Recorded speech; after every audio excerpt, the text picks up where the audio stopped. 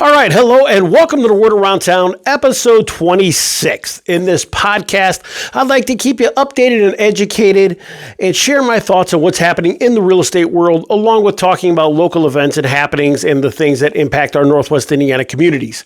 I'm Steve Jamrok with Realty Executives Premier, your host, and I am a lifelong resident of the region, and I have been helping home buyers and home sellers throughout Northwest Indiana achieve their real estate goals for over 23 years. And in this week's episode, going to go ahead and just give a quick market update and talk about interest rates real quick. And then with the spring market upon us and a lot of home buyers getting ready to go out there and look at homes, I thought we'd touch on showing etiquette, what you should and what you shouldn't do during a home showing. And then as a realtor, I'm always looking out for fraud, especially when it comes to my clients. Talk to you about a new little scam that's going around here quite rampantly lately. And then we'll go ahead and get into the $1 million listings of Northwest Indiana. And finally, we'll go around town with some cool new projects that are happening, along with an update on the Chicago Bears Stadium and what in the world are they going to do? Illinois or Hammond, Indiana? We'll talk a little bit more about that. So sit back, relax, and let's get into the word around town. And we'll start off with the market update and interest rates. Starting off with interest rates, they are actually down. The average interest rate is down to about 6.3%. That's down from 6.37% of last week. And that's according to the Freddie Mac weekly mortgage survey. And as always, guys, interest rates are very dependent to your unique financial situation. So as I talk about interest rates, keep that in mind. These are just averages that we're talking about and not your specific rate. So with interest rates coming back down, they were, I think, the high point a couple weeks ago was about 6.47. And then we started getting a little bit of more optimistic about things cooling down in the Middle East. And as we saw the economic markets slowly start to turn around this week, interest rates kind of responded in kind. Now, one thing, a little caveat here, I did notice that the 10-year Treasury yield, which the long-term mortgage rates like to trend and somewhat follow, it did edge up over the last couple days, so we'll see what we get into at the beginning of next week. But as of right now, average rates are down.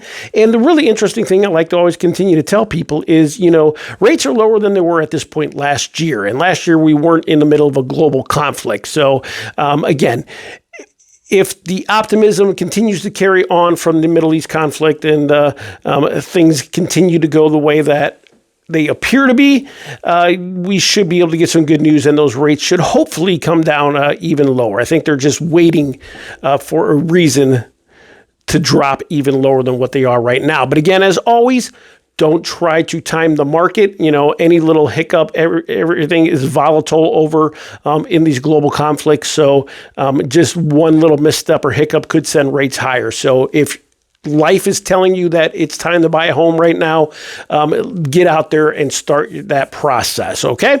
As far as what the market is doing, again, it's still very interesting. I just had a conversation today with a colleague, and she brought up a good point. Have you seen the Iran conflict really change things at all? And, out of the people I've talked to, no, nobody's really holding off or saying, man, we got to wait and see what's going on. If anything, I've had some people go ahead and say, yeah, we're kind of skeptical on interest rates, might be getting a little bit higher, but it's really still been more local as far as affordability and being really the main culprit right now. I've talked to a lot of people at open houses over the last couple weeks. Seems like a lot of people are out there kind of not testing the market, but kind of starting their steps in the process. A lot of homeowners who are looking to either downsize or make a move up are just starting to see what's out there, what's available, should they decide to make that move and should decide to sell. So, things are percolating. I'll put it that way. Definitely seem to be moving in the right direction. With that said, we do still have homes that are flying off the market in a few days, and we have other homes that are sitting on the market for a while. I think either way, I don't think you want to get too excited about either or. A lot of time, those homes that are flying off the market are in areas that people have been looking for homes to come into. Maybe they lost out on homes in the past, or they're at a very good price point to move. or they just have all the amenities that somebody's looking for in a property. That's a big one as well. Some of these houses that move quickly are in neighborhoods where homes don't come on the market often, or are in a school system that they definitely want to get into, or they missed out on 5 or 6 other homes, and this one comes up, they're not going to miss out on that one. On the flip side, those homes that are sitting a while, it's not necessarily an indictment on those properties or the prices per se.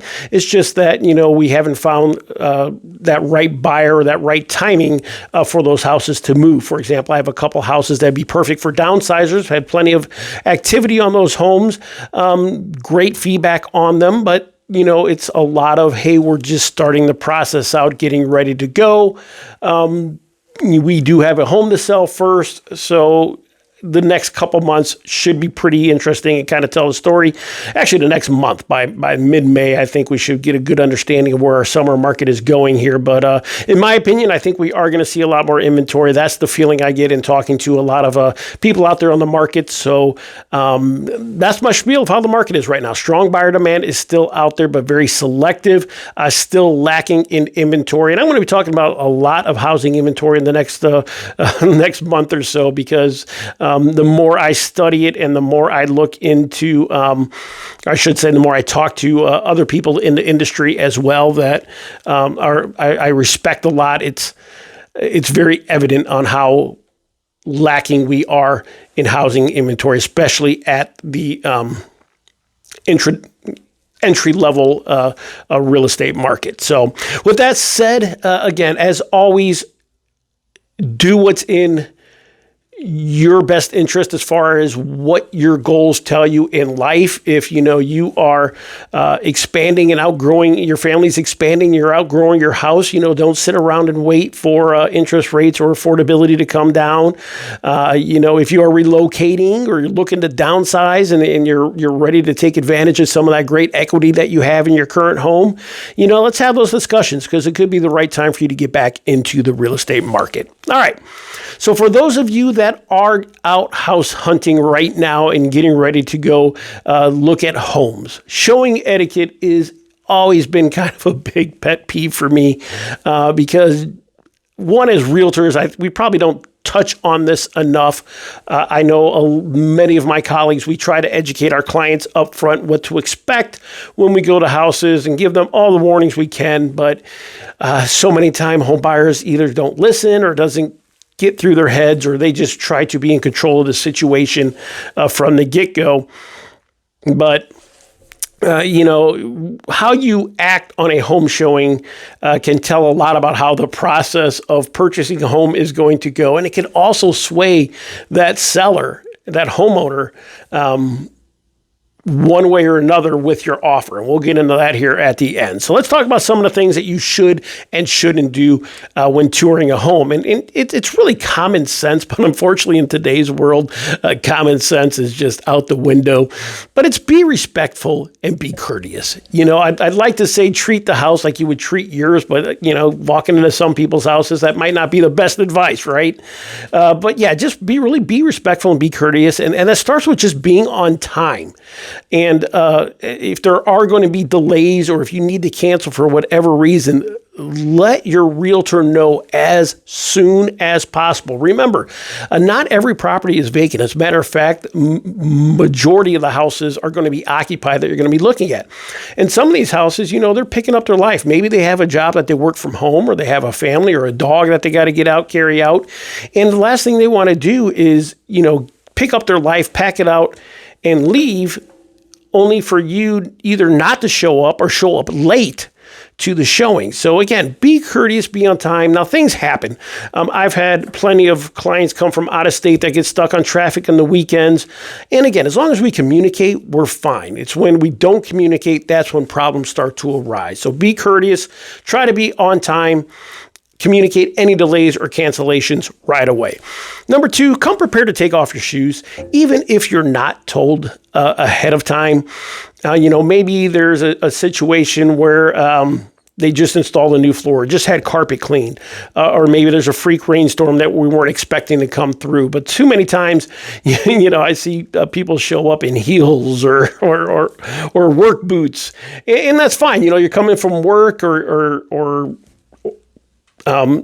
an event at your kid's school or whatever the case is, you're dressed a certain way. But again, try to keep an extra pair of shoes in the car if need be, or, a lot of times booties would be provided for you to wear. But just in case, if instructions say take off your shoes or again, there's something weird about it, just be prepared for that. Sometimes home buyers aren't ready and they're kind of taken aback when you're asking them to take off their shoes.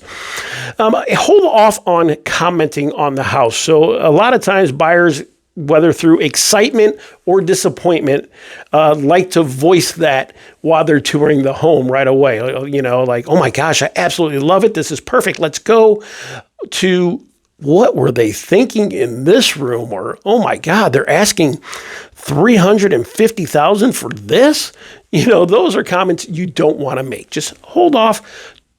Tour the home. You can express things like, oh, I like what they did here, or I don't like this here.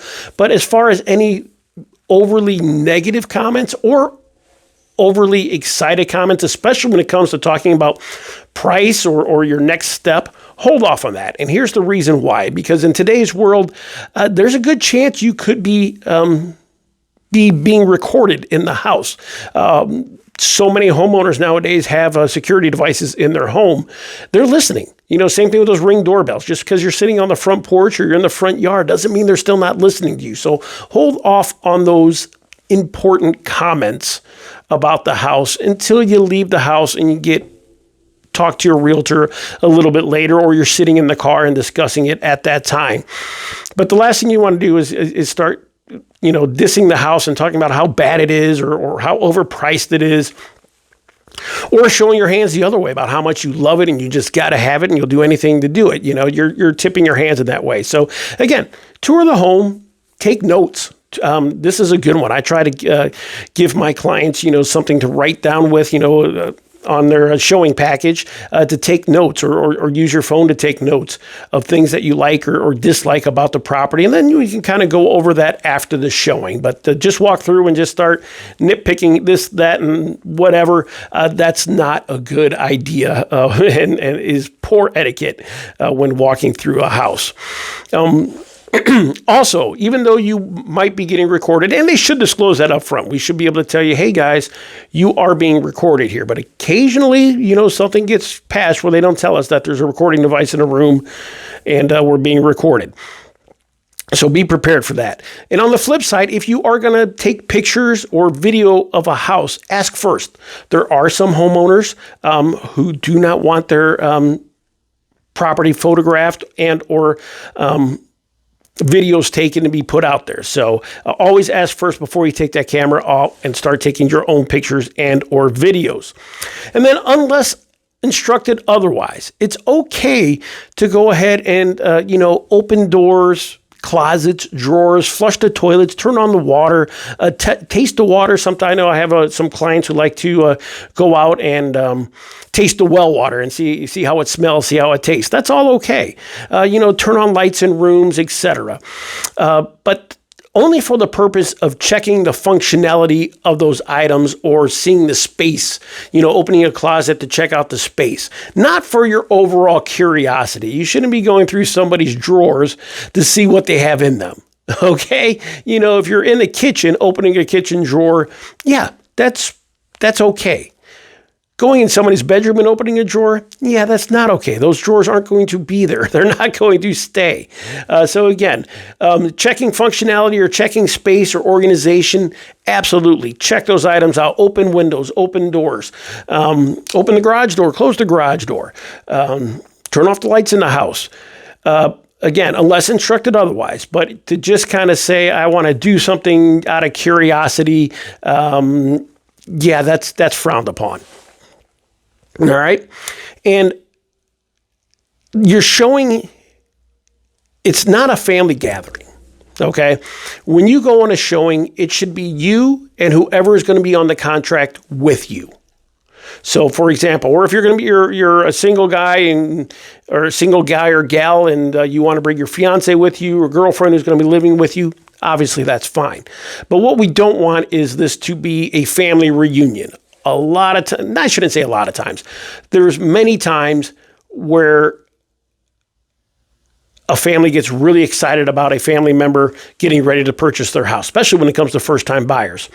And you show up for the showing, and it's your client and their significant other, and then both sets of parents, and then maybe a sister and a brother, and then there's Uncle Jim, who used to work at Menards, so he's an expert home inspector, right? But all of a sudden, there's 10 people that want to tour the house. That's not okay. All right, we want to limit this for a couple of reasons. I mean, number one, again, you're going into somebody else's home. Number two, it's hard for me as the realtor at that point to kind of keep track of everybody and again, at the end of the day, I'm ultimately responsible for what happens in that house during the time frame that we're in it. And then number three, and this is kind of most importantly, you want to form your own opinion on the property. You don't want to have everybody swaying you from the get-go. What I always try to tell people is, hey, let's go in there. Let's take a good look at the property. And again, in this day and age, a lot of times, we have the ability to go back now and do second showings. We have that time that we didn't have in the past. So when you go look at a property, and if you want to get a family member's opinion, bring them back for a second showing. Let's schedule, another next day after, we'll go back there for a half hour and take a walk through and kind of show it off there. But it's not the time to show off the house to them and your extended family.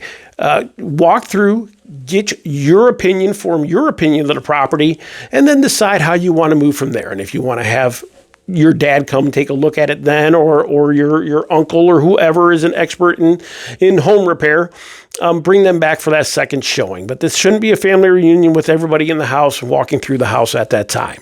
All right. And then with that said, this is also not the time that you're going to be doing your home inspection. So, again, you can go through and check the functionality of things and make sure that they're working and operational.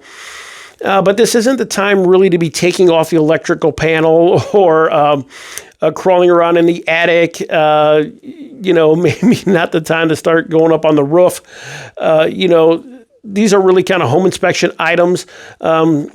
Now, I have had clients who I've trusted, who I've worked with in the past, who are, they were, a roofer, let's say. Yeah, the guy can go up on the roof there. I trust him to do that. But for the most part here, again, you're walking through, forming your opinion, checking the functionality of items. But as far as the detailed behind the scenes of a house, yeah, that's kind of going to be for your home inspection time. We're not going to sit there and take things apart or open them beyond normal functionality at this time here. Also, when you are on the showing too, let's stick together. You don't want to come into a house and one person goes upstairs and the other person goes downstairs. We're going to walk in the house and we're going to tour the home together room by room. All right. Again, this is just a safety and security concern issue. We want to make sure we keep everybody together. And keeping everybody together, if you have children, do your best to leave the littles at home. You leave them. That's the time when the family member comes into play. Hey, mom and dad, we're going to go look at the house. I don't need you to come look at the house with me, but could you please watch Joey and Jill for me while we go look at this house? And then if we like it, we can bring you back and you could take a look at it. Sound good? All right, great. Thank you. And why should you leave the littles at home? Because, again, you want your attention on the house, not on what your kids are doing. Too many times I've seen clients pass up on houses just because they're stressed out about what their kids were doing in the house, not paying attention to anything that's going on in the house because they're worried about what the kids are doing in the house. So if at all possible, try to leave the littles at home. This should be a time for you to pay attention to see how the house, see what you like about the house and form your opinion without having to worry about other things and other distractions. All right. This is already a big enough, especially for you first-time home buyers out there, it's already a big enough of an event buying your first home or looking at those properties. You don't need to go ahead and have worry about babysitting your kids in the house as well. And if you do have to bring them along, it's fine. Absolutely fine. But again, keep them with you, keep them have that conversation up front that, hey, we're going to look at somebody else's house. There could be toys there. They're not your toys to play with. There could be a swing set in the backyard or a trampoline. It's not for you to go jump on and play. Please definitely ask permission before you touch anything in the house, and keep them with you. This isn't, a free-for-all where you let the kids go run around the house while you look room to room, okay? This is a babysitting hour. Again, we're there to look at the house. So if the kids have to come along, make sure they understand that they have to stay with you during the tour, okay? And then also let your realtor know if you have any allergies. This is one that we forget about sometimes. A lot of people have pets, cats, dogs, and then sometimes those homeowners just don't think about, disclosing that I have this animal here, or the realtor forgets, whatever the case is. But there will be times that there could be pets present at the property. So if you have any allergies, let your realtor know ahead of time so they can make sure that there's no major issues. Or, if you have a peanut allergy and they just made peanut butter sandwiches for their entire kids' baseball team, we're going to want to make sure up front that we catch those issues. So let them know ahead of time if you have any allergies. And then finally, the big one here, I get asked this one almost all the time. Can I use the bathroom? All right. And I guess the good thing is ask first, and I'll tell you a story here at the end, because kind of the golden rule, what I tell people is this an emergency? I understand if you've come from Gurnee, Illinois to see a property in Chesterton over here, which is basically, you're driving over an hour to come see this house. You're stuck in traffic and you just get there to make sure that you're on time. Yes, you might need to use the bathroom at that time. But again, try to use it only if it's going to be in an emergency, and definitely ask first because we want to make sure the water's on. I had a situation a long time ago, again, where I was distracted by the husband, and the wife took their little one, he was probably 3 or 4 at the time, upstairs to use the bathroom without asking, didn't tell me, and he went number 2 upstairs with a vacant property with no water. So that was a fun issue to resolve. So again, always ask first. You can use it if it's an emergency most of the time, as long as the water is on and it's a functioning bathroom, toilet paper, etc. But again, try to keep those 2 emergencies and always ask first. And then this is probably the most important part, guys. Remember, sellers are going to remember how you left their house and how you treated their house during the showing, okay? If they come home after your showing and you sat on their couch and ruffled the pillows or left them undone, or maybe tracked mud through the property, you left lights on, or you left a door cracked, whatever it is. And again, these are things that your realtor should catch, but if they don't, it's still going to go back as a reflection of you. Or if they see you on camera, disrespecting the property in some way, shape, or form, there's a good possibility they're going to hold you against that. I've seen offers not get accepted due to the fact that the seller felt the buyer disrespected the house during their showing. So that is really the big one, guys, of why we want to treat the house with the utmost respect and courtesy, because, again, the homeowner is going to think, wow, if these people treated my house this way, I don't want them living there, or what are they going to do with negotiating an offer or come back with the home inspection? So, again, just common sense, guys. Courtesy and respectful to the property. Always ask first, and everything will go smooth from there. It's really a fun time going out looking at homes, as long as we stick to staying together, stick to the rules, keep the extended family at home, and be courteous and respectful of the property. All right, switching gears a little bit to real estate fraud now. There are so many different types of fraud going around in real estate. It's hard to keep up at times. But there's a new one. It's really not new, but it seems to be just every single day now we're getting this as realtors, whether it's via text or email. And I want to bring it up to you guys, especially maybe you decide to sell your house by owner, or during the transaction, somebody will send this to you thinking that they're part of the transaction. But it's where they send you a Zoom link and want to communicate via Zoom, okay? And how they do this to realtors is they say, hey, this is Elizabeth. I saw your property at 123 Main Street. I'm really interested. Can you get back to me? And they don't provide a phone number. It's just an email, or if it's on a text, you can text them back at that number. Because they can't, if it's on a text, they'll tell you, hey, I can't talk, I'm out of the country, or I'm at work right now, whatever the case is. Let's set up a Zoom call for later. And it always goes back to wanting to set up a Zoom call. And they want to initiate the Zoom call as well. So they are phishing. They want to set up the Zoom link. They send you a false Zoom link to which you go ahead and click on, and next thing you know, I don't know what happens, but I'm sure somehow they either control your computer or infect your computer or hack into there somehow.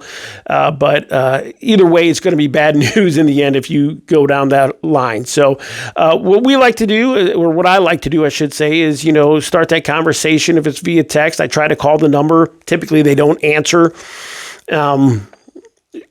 If they respond via text, I ask them why they can't answer, why we can't go ahead and do a phone call first.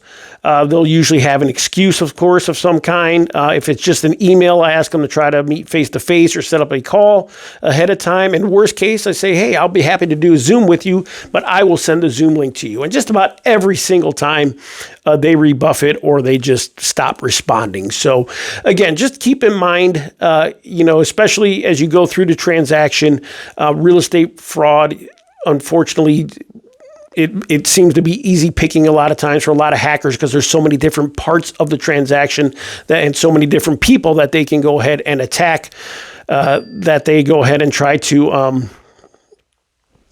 see it kind of as an easy pickings.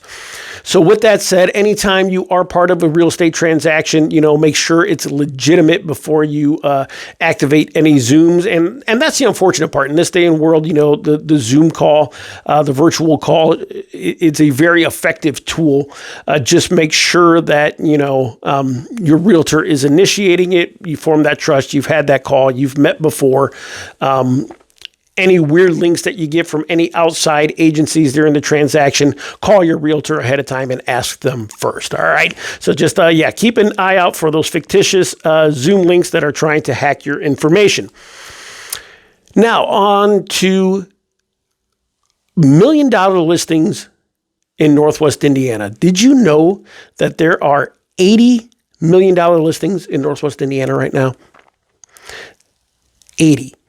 And I'm some of you I'm sure are watching this are like, well, what's the big deal there? We got $1 million listings all over the place where we live. Well, growing up here in Northwest Indiana, we didn't always have, $1 million listings. $500,000 at a time was like, whoa, that's a lot for a house here in Northwest Indiana. But now the rise of the $1 million listing is here in Northwest Indiana. And what caught my attention, and when I was studying our multiple listing service today, I noticed another home in Ellendale Farms here in Crown Point went up for sale, and it was for $1.4 million. And this is about the 6-1 in Ellendale Farms that went up for sale recently for over $1 million. And it just got me thinking, I'm like, man, how many homes in Crown Point are there that are over $1 million? And then I expanded from there. Well, how many $1 million homes are there in Northwest Indiana? And the answer was 80 throughout Northwest Indiana, anywhere from Munster to Crown Point to Valparaiso to New Carlisle, LaPorte, along the Lake Michigan shorelines. They're scattered throughout, but majority of them are in St. John, Valparaiso, and Crown Point. St. John leads the way with 14 homes that are priced over $1 million, with the majority of those located in the Preserve subdivision, which is a newer subdivision. So a lot of those are new builds. Valparaiso also has 12 $1 million properties. Those are, again, $1 million and above, spread out throughout. There's a couple in Brigada Hills, which is a subdivision I'm going to be highlighting in the next week. And then there's a couple in Shorewood Forest and a couple more over in Sagamore. And Crown Point has 12. Again, most of those are in Allendale, where I said there were 6 of them currently for sale in Allendale of $1 million or more. 2 are in Lakes of Four Seasons, believe it or not. 2 lakefront homes in Lakes of Four Seasons are listed over $1 million. 2 of those are in unincorporated, and 1 in the gated Morningside community, which used to be one of the only communities in Northwest Indiana, or at least in Crown Point, that had $1 million homes, and then 1 in Whitehawk. So just an interesting fact to me, just somebody who's, grew up here in Northwest Indiana, that not only do we have $1 million homes, but we have 80 of them spread out throughout Northwest Indiana. If you have any questions, and I guess that's where I'm kind of going with this as well, just out of surprise, not only out of surprise, just my own curiosity. But to those of you who are thinking of moving to Northwest Indiana and are wondering what type of housing we have here in Northwest Indiana, and we have a wide range. And the great thing about these $1 million homes, these are really quality, custom-built properties that, you take this up to Lake Forest or the north side of Chicago, and these are $3, $4, $5 million homes, in some of these communities. You take these homes out to the coast and, you're probably looking at, upwards of $5 million. So they're really, in the grand scheme of things, a good value if you're coming in from out of state to this area, because again, they are luxury built, custom built, quality homes. Just a little surprising for us here who grew up here in Northwest Indiana. But if you're curious about any $1 million homes or some of the other properties here in Northwest Indiana, because there's a lot that are right on that fringe there that haven't hit that $1 million mark, but a lot between the $800 to $1 million as well here in Northwest Indiana. Shoot me a comment below, because again, these are really, really great properties. And if you are relocating from an urban area or from, one of the coasts here, this is probably going to be really, really good value for you. So shoot me a comment below if you're interested in learning more about the $1 million properties here in Northwest Indiana. All right, let's go around town and talk about what's going on in Northwest Indiana. And first, I want to start off with Newton and Jasper counties, who are still recovering from the devastating tornado that went through there back in March. And the SBA, the government, has set up 2 in-person shops. There'll be one in Newton County, one in Jasper County. They are there Mondays through Saturday. One is located in Newton County at the Newton County Library in Lake Village, and one is located in Jasper County at the Wheatfield Town Hall.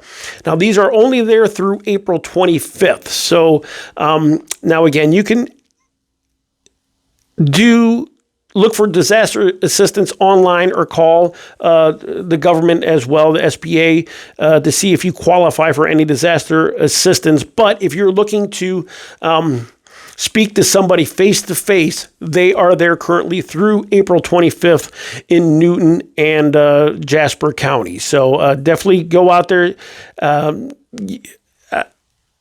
It's never, I can't, again, I'm stuttering because I can't come up with the words to think of the devastation that's a lot of you experience down there. But again, they're there to help. It's worth taking a look to see if you can qualify for any other disaster assistance from the SBA down there in Jasper and Newton counties.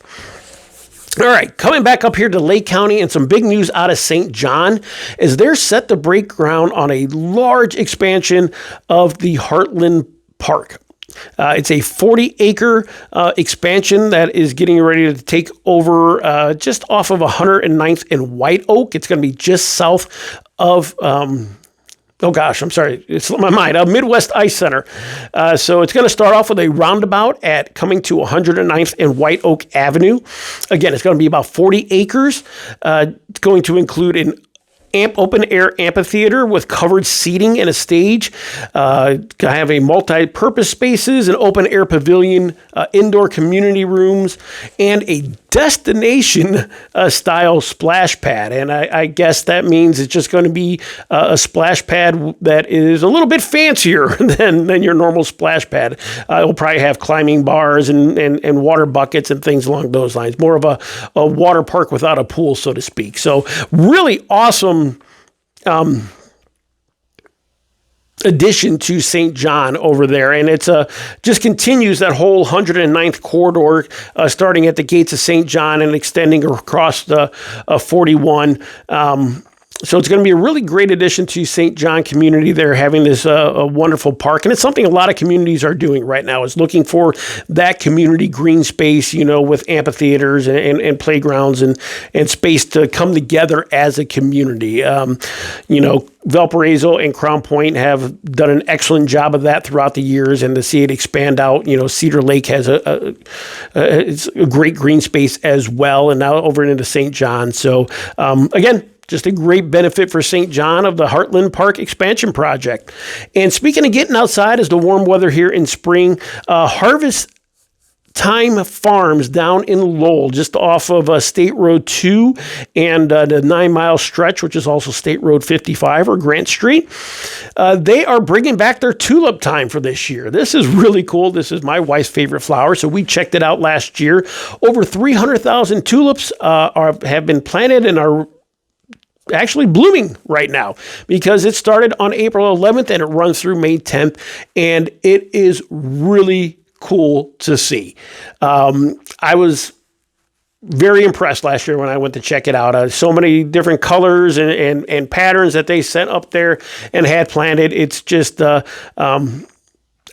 nice way to spend an afternoon. I'll put it that way, on a nice day. It does cost, I think, around $19 on weekends and weekdays. You can go to their site. I'll put it in the show notes as well, in their comment section down below there, a link to their website so you can check it out as far as ticketing goes. But again, if you've never been, it's really cool to see. Again, that's at Harvest Time Fun, their Tulip Time Festival, now through May 10th over there in Lowell, just north of State Road 2 off of Grant Street, okay? And over into Gary now, where the Genesis Center, it used to be the old, it is the old Genesis Center. They used to have the old community center, basketball courts, stages, etc. Hasn't been used in years, been shuttered down. Well, City of Gary is looking to get rid of the Genesis Center. They've even went ahead and said that they'll go ahead and tear it down for any developers. And they had 6 proposals come in to redevelop that site where the Genesis Center sits right now in downtown Gary. And kind of exciting. I'm not going to go through each and every proposal with you, but it's in the City of Gary's hands now if they're going to accept any of them or which one they will accept. And some of them are kind of cool, but they include anything from housing, the retail and office space, along with entertainment and or youth sports and a ballroom. Even one proposal was for an arts and cultural center down there. Now, ideally, I think, in my opinion, the best would be a mixed use development down there, which of course would include housing, because we are short on housing here in Northwest Indiana. And some kind of attraction that will benefit the community of Gary and bring in people from the surrounding areas to check out as well. So whether that's sports or entertainment, I think that would retail. I think that would be an ideal situation for down there in downtown Gary. So we'll keep you posted as that comes along. And staying in Gary, where Hard Rock Casino in Northern Indiana continues to just bring in people from all over and continues to be the top performing casino in the state of Indiana. They always have great entertainment going on there. I'm not much of a gambler, but as far as a casino goes, it's really nice inside. The service has always been really top notch when I've gone there for events. And now they're going to expand their high limit room. So if you are somebody who enjoys gambling, especially with higher stakes, that you won't see me in the room. But if that sounds like you, they are go ahead. They've doubled the size of that room and put in a lot of new table games and a lot of new games that are popular and in demand there at their high limit room. So, all right. And finally, speaking of in demand, well, we're going to end here with an update on the Chicago Bears Stadium. I haven't talked about this in a couple weeks because things have been relatively quiet, and they still kind of are. It seems like Illinois is kind of taking things behind closed doors, behind the scenes, as they discuss the Bears Stadium here. Right now, Illinois lawmakers, from what I've read and listened to and kind of understand, they've been meeting and negotiating with the Bears, still trying to finalize everything they need for this, what they're calling a mega bill project that would allow for tax certainty for the Bears and funding for the infrastructure around the stadium. Depending upon who you listen to and what you read, it seems like you listen to people in the sports world. Things are moving generally in Illinois and Arlington Heights' favor. If you listen to people in the business world, it kind of seems like it's a little bit more favorable to the state of Indiana. So nothing set yet. Again, the longer it goes on, guys, the more favorable it looks for Indiana.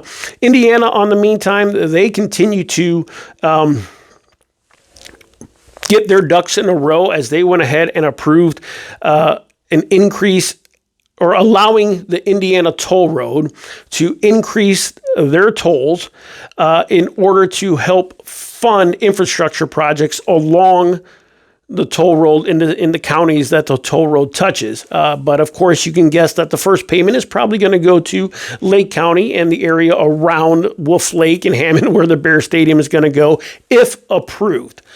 So with that said, I bring that up because, again, Indiana's just done a great job of getting their ducks in a row and everything in order, so that should this happen, they're ready to roll. Whereas, again, you hear the Bears talk, and they want to be in a stadium by 2030, and time's a ticking. I mean, it's taken this long for Illinois just to vote on a bill. Can you imagine how long it's going to take them to actually construct the stadium? So with that said, we'll see where it goes from here. J.B. Pritzker, actually, the governor of Illinois, they had some interviews with him on the radio earlier today, talking about how he would like to see things sped up a little bit now. So maybe he's finally sensing the sense of urgency, because, before it wasn't a big deal. The Bears weren't going anywhere. Well, now he's trying to light a fire underneath the Illinois Assembly to get them moving forward on this project. So we'll keep you posted. If I hear anything, we'll definitely touch on that. But as of right now, it's kind of status quo, and we'll see where we go in the next couple weeks. So, all right, that is the word around town. Thanks for tuning in. If you haven't done so yet, please go ahead, hit that subscribe button or that follow button. Give this a thumbs up and share it with your friends and your family. And, of course, if you need any assistance at all with buying or selling real estate here in Northwest Indiana, reach out anytime. I'd love to help. Thanks again for watching. You guys have a great week.